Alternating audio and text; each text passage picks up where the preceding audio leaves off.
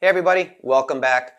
Today we're going to talk about kill plots, those small micro plot, hunting plot, kill plots that we have that are located between bedding areas and a nighttime destination food source. Now I'm really not going to get into the strategy behind them, how we design them, how we lay them out, the shape or anything like that. We're just going to talk about, basically describe what they are, the type of equipment we have used to set them up, but most importantly, seed selection based on where you are in the country and what your hunting strategy is. So, what are they? Again, it's that pass-through food plot that we want to create a shot opportunity, most likely with archery equipment. Obviously, this could be a gun hunting situation as well, if you're located off this kill plot, but it's going to be that small archery situation we're mostly talking about here. It's going to be kind of like when we go on a trip. If you leave your house, you stop hour, 2 hour into the trip, grab a bag of chips, soda, candy bar, and continue on your way. You're really not there very long. That's kind of like what we're creating. You know, there might be a licking branch or two on this food plot, might be a water source, but basically we want the deer to come in, stop, grab a few bites to eat, maybe hang out at the licking branch, grab a drink of water, and then go on their way, offering us a shot opportunity. But we also want to be able to get into this situation and get out of this hunting stand without being detected. So we want the deer to head to the destination food source. They're very small in size. Everything we're going to be discussing today is usually a 1/4 acre or less. Pretty much something you can cover with archery equipment. How did we make ours? How do you make them? A few of ours was just hand tools. Now we did a video maybe 3 months ago where we were actually in a few of our food plots discussing how we made each one. Hand tools though, backpack sprayer, chainsaw, hand rake, leaf blower, bag seeder. You know, pretty much a couple $100 worth of equipment. You can make these small food plots, especially if you can't get ATV or a tractor in there. Now another one or two of them we made with an ATV. One of the favorite things I like to use is that harrow drag. Again, I think they sell it at Tractor Supply for $300 or $400. It looks like woven heavy steel where you can run it with the fingers down, and then you can, to bury the seed, you can run it with the fingers up. I really like that behind an ATV for these small food plots. You can use a boom sprayer behind if you need to. There's swisher mowers you can hook up behind there if it's clover. You can use the swisher mower to mow it, but ATV seems to be the most popular way of doing some of these food plots if they get up to be a 1/4 acre. Tractor. Now, I've had a couple of the way our food plot trails were laid out. I could actually drive the tractor to some of these food plots, and it would only be 2, maybe 3 passes with a tiller, and then we'd come in with the ATV and finish the job. But tractors, I've seen a lot of these, depending on how you can get to them and access them, they're actually, the tractor does come in quite handy. It's sometimes tough to turn around, especially if you got a bucket on yours, but I've done quite a few of these small food plots with tractors. So.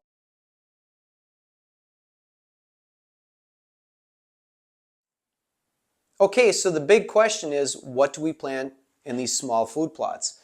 Now, it's going to be determined by a few things. And when we're talking with folks, when we're designing their food plot programs, we like to ask the question for these kill plots, what's the soil like? You know, is it good pH, low pH? Are we dealing with decent organic matter, low organic matter? And the other big factor is sunlight. How much sunlight's getting to this food plot? You know, did you do a good job of knocking the canopy back on the southern area so we can get some sun up into this food plot?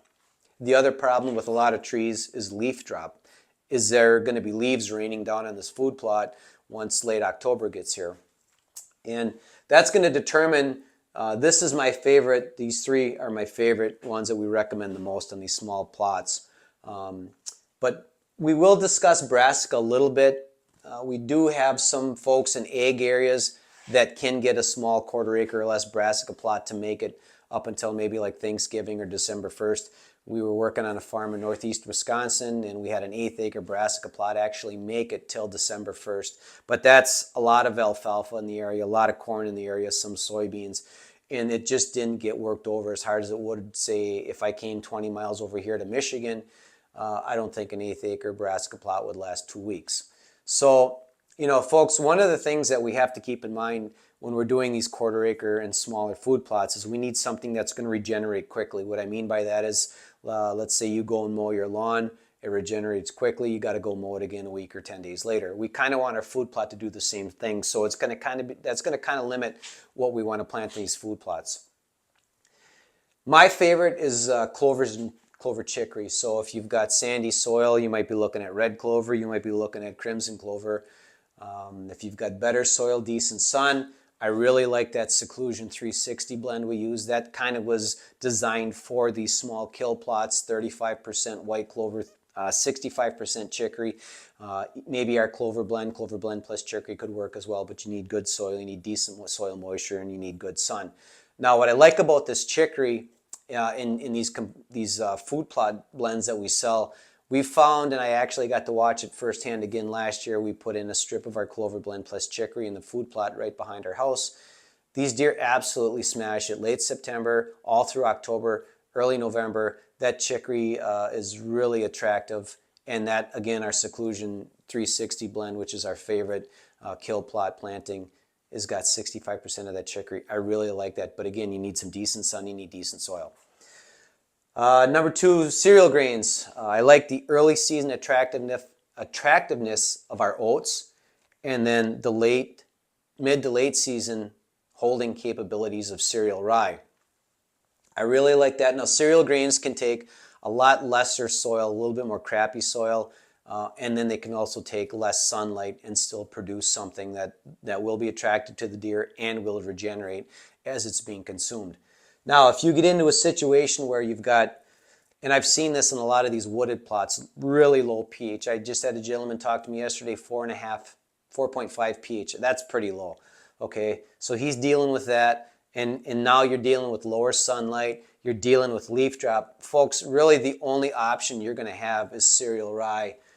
And especially if you get leaf drop, you need something that's going to grow taller and survive that. And most clovers aren't going to be able to survive being buried in leaves. I really don't think we want to go out every other week and blow off these food plots or rake off these food plots to keep the green available to the deer.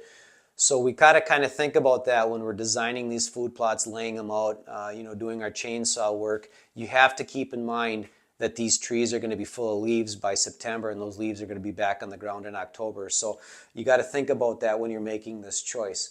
So, another thing that we talk to folks about, we need to plant and choose around your hunting strategy. And what I mean by that is, are we going to be early season hunting? Or are we going to be trying to concentrate this food plot to be a hub during the rut?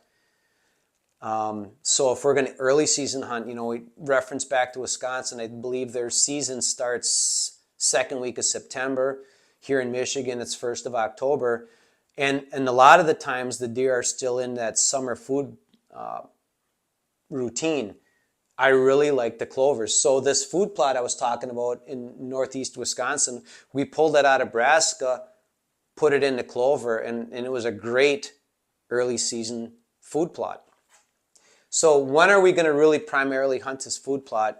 Are we going to hunt it early season, September, early October? Really like those clovers. Again, as long as you got some sun and some decent soil. Are we going to be trying to turn this into a hub for the deer for the rut? We're going to probably look at cereal grains, heavy oats, really heavy cereal rye.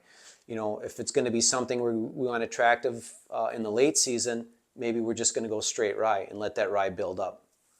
So, kill plots, they're a big part of what everyone's doing right now. I really like the kill plot strategy. It's something I like to personally do, and I'll be doing this again in the fall of 2023. But I hope that answers some questions. If you have questions, let's talk about it in the discussion below.